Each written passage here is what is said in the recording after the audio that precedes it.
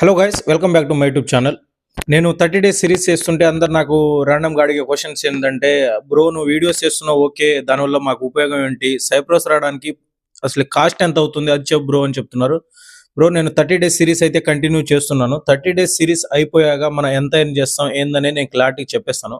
తర్వాత ఏప్రిల్ 1 కానీ 2లో కానీ నేను అసలు యూనివర్సిటీ ఫీజు ఎంత, సైప్రస్ రావడానికి మాస్టర్ కానివ్వండి డిగ్రీ చేయడానికి ఎంత అవుతుంది, ఇక్కడ ఫేక్ ఎంత తీసుకుంటున్నారు ఏజెంట్స్ కానీ, ఇక్కడ ఇక్కడ రావడానికి ఎంత అవుతుంది అని నేను క్లారిటీ చెప్పేస్తాను. అప్పుడు దాకా మన ఛానల్ ఇప్పుడు ఎలా సపోర్ట్ చేశారో అంతకుముందు కూడా అప్పుడు కూడా అలానే సపోర్ట్ చేయండి, అంతకుముందు కూడా.